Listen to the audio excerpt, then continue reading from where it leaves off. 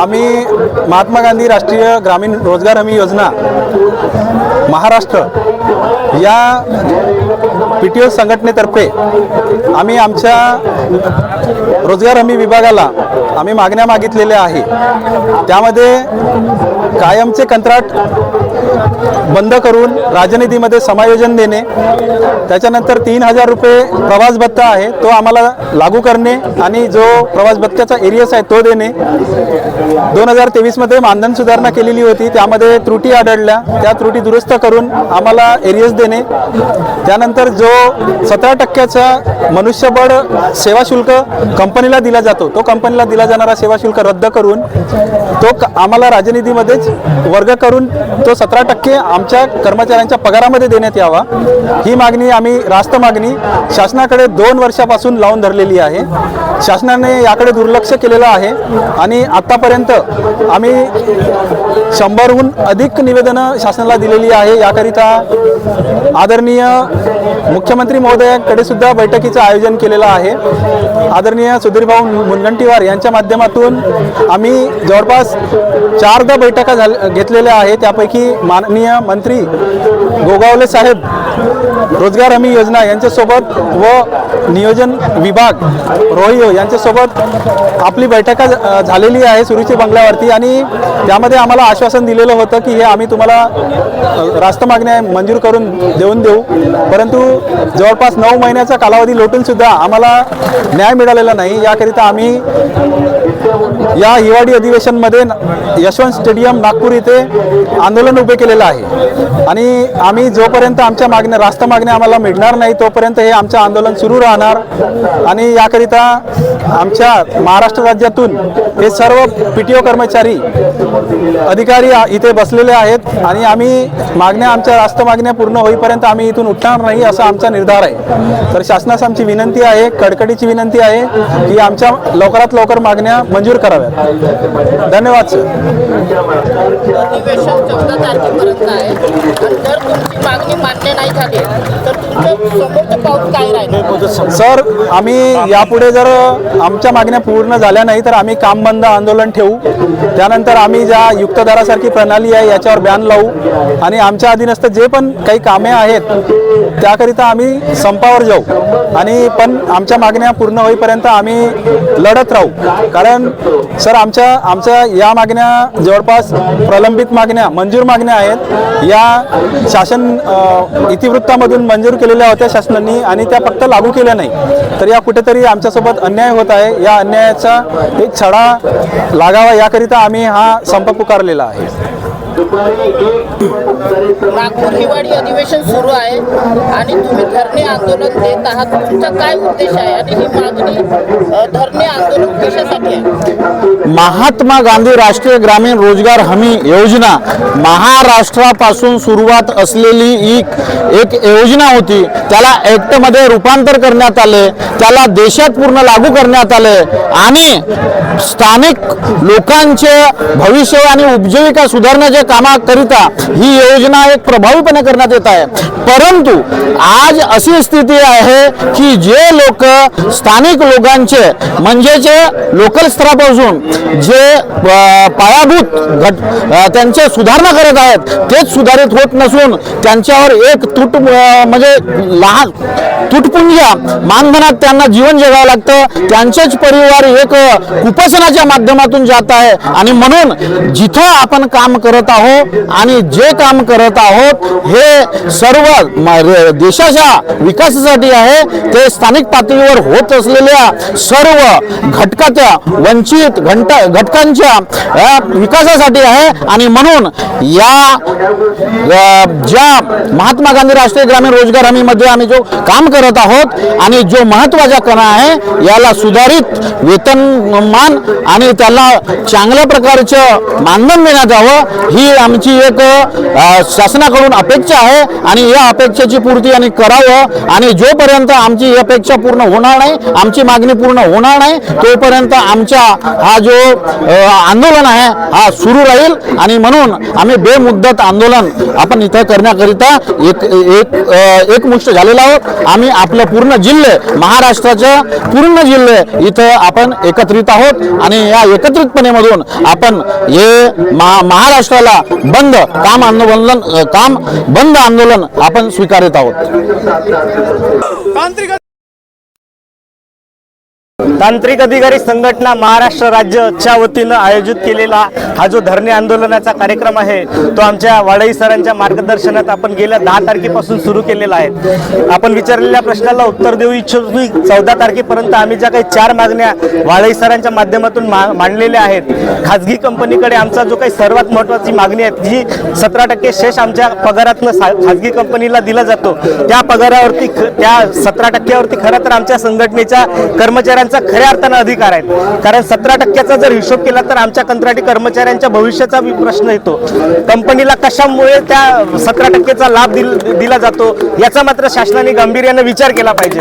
आमच्या पोटापाण्याच्या प्रश्नाकडे लक्ष न देता गेल्या 14 वर्षापासून आमचे सगळे लोक या योजनेमध्ये काम करत आहेत। ज्यांचे लग्न नव्हते झाले त्यांचे लग्न झाले, ज्यांचे लेकरं नव्हते झाले त्यांना लेकरं झाले आणि आता ते सगळे रिटायरमेंटच्या मार्गावर आहेत। एवढं सगळं असून तरी शासनानं धीमी गतीनं आमच्याकडे शासनाचं लक्ष असतं। म्हणून आम्ही या 14 तारखेपर्यंत शासनाला प्रकर्षानं सांगू इच्छितो, ठामपणे सांगू इच्छितो की 14 तारखेपर्यंत आमच्या या 4 मागण्यांवरती जर आपण विचार केला नाही, सकारात्मक विचार केला नाही तर आम्ही मात्र महाराष्ट्रामध्ये काम बंद करण्याचा इशारा देतो आहे।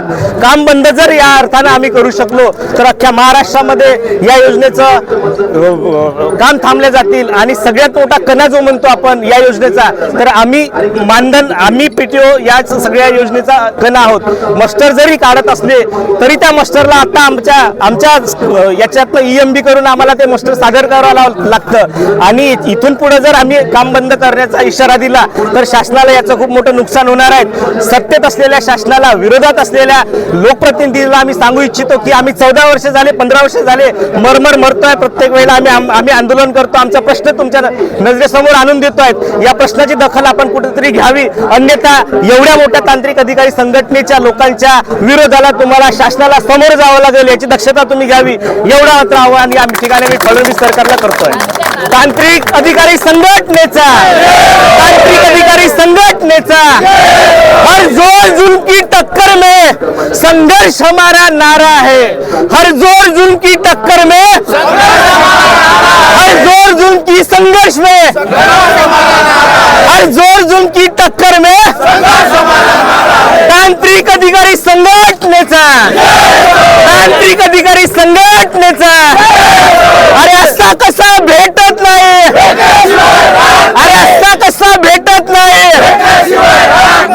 जिंदाबाद साथियों, थँक्यू। तांत्रिक अधिकारी संघटना महात्मा राष्ट्रीय रोजगार हमी योजना, आमची योजना ही महाराष्ट्रातून सुरू झालेली योजना आहे। आम्ही अख्ख्या देशाला ही योजना दिलेली आहे। त्यानंतर केंद्र सरकारने ह्या योजनेला पूर्ण देशामध्ये लागू केली। ह्या योजनेचा कणा, ही योजना देणारं राज्य महाराष्ट्र आहे। PC पिंगे यांच्याकडून योजना राबवण्यात आली, महाराष्ट्राने अंगीकृत केलं आहे, देशाने अंगीकृत केलं आहे। ह्या योजनेला राबवणारे आमचे अभियंते, आमचे तांत्रिक अधिकारी हे उपाशी राहून काही होणार नाहीये। बाकी राज्यांमध्ये आमच्यापेक्षा नंतर लागू झाले, बाकी राज्यांना MREGS, MG नरेगा, तरी त्यांना तिथले जे तांत्रिक अधिकारी आहे, टेक्निकल पॅनल आहेत, त्यांना जास्त पगार मिळतो आणि महाराष्ट्राचं उगम स्थान आहे MREGS, नरेगा, EGS, रोयो, त्यातल्या काम करणाऱ्या तांत्रिक अधिकाऱ्यांना कमी पगार भेटतो। हा दुजाभाव आहे शासनाचा, याच्यावर लक्ष दिलं पाहिजे। ज्या तांत्रिक अधिकाऱ्यांमुळे आपला भारत देश किंवा आपला महाराष्ट्र हा समृद्धीकडे जाण्याचा प्रयत्न करत आहोत। आज आम्ही आधी रोयोमधून लोकांना काम देत होतो, पण आज आम्ही समृद्ध महाराष्ट्र तयार करण्यासाठी काम करत आहोत, सुजलाम सुफलाम करत आहोत, गोरगरिबांना काम देण्याचं काम करत आहोत। ही आपली योजना आता समृद्ध करण्याचं काम करत आहे, महाराष्ट्राला समृद्ध करण्याचं काम करत आहे. यामध्ये शेतकरी, अल्पभूधारक आणि विविध घटक काम करत आहेत. तरी मला शासनाला एवढंच सांगायचं आहे की बाबा, आपल्यापेक्षा मागेहून काम करणारे जे राज्य आहेत त्यातले जे तांत्रिक अधिकारी आहेत, टेक्निकल इंजिनियर्स आहेत, असिस्टंट आहेत, त्यांना जास्त पगार आहे. तर त्या तुलनेमध्ये आम्हाला तुम्ही द्यावं आणि आमचे सगळे जे 5 राष्ट्र मागण्या आहेत ते पूर्ण करावे. नाहीतर आमच्या महाराष्ट्रामध्ये तांत्रिक अधिकारी शाखा जी आहे ते बेमुदत संप करेल. एवढं बोलून मी आपल्या 2 मिनिट समाप्त. जय हिंद, जय भारत.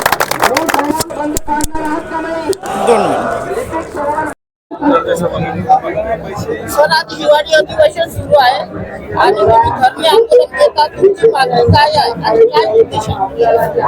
पहिली गोष्ट, महाराष्ट्र पासून तर भारतापर्यंत जे गावागावात लोकांना रोजगार देणारी ही योजना 1977 पासून आणि ऍक्ट झाला 2000 पासून लागू, 2005 पासून. ही आपली जी संघटना आहे तांत्रिक अधिकाऱ्याची, गावाला सक्षम करत आहे, गावाला बळकट करत आहे. परंतु शासनाच्या आमच्याकडे लक्ष नाहीये. आम्हाला तुटपुंजा मानधनावर कामावर आहेत आणि ते कंपनी नियुक्त केलेली आहे, ते पण आपली जीएसटी 17% कापत आहेत.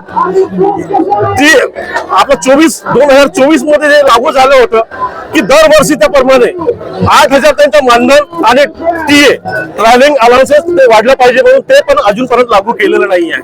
ही दुर्व्यवस्था आहे आपली, जी गावात लोकांना, परिवारांना सक्षम करत आहेत. तेच लोक आज मंड्याच्या खाली एक पुस्तक बसलेले आहेत, त्यांचा सुद्धा परिवार आहे. 2005 पासून 18 वर्ष झाले लोकांना, 15 वर्ष झाले, 7 वर्ष, काही लोक आता लागलेले आहेत.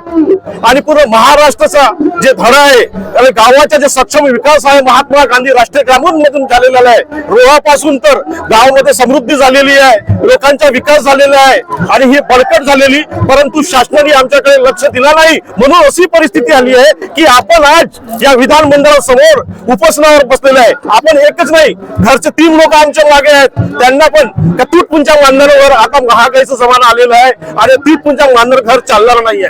आमच्या हेच मानधनात आमच्या शासनासोबत हेच आहे की आमच्या मानधन कमीत कमी परिवार चालवण्यासाठी, हे महागाईच्या जमान्यामध्ये जे परिवार चालवण्यासाठी तिथं लागतं ते झालं पाहिजे. आणि आम्हाला 10 वर्ष झाले, 15 वर्ष झाले, यांना कायम केलं पाहिजे. ही आमची मागणी रास्त राहणार आहे. जेव्हापर्यंत ही मागणी पूर्ण होणार नाही तेव्हापर्यंत आम्ही आंदोलन पासून मागे होणार नाहीये. धन्यवाद. तांत्रिक अधिकारीचा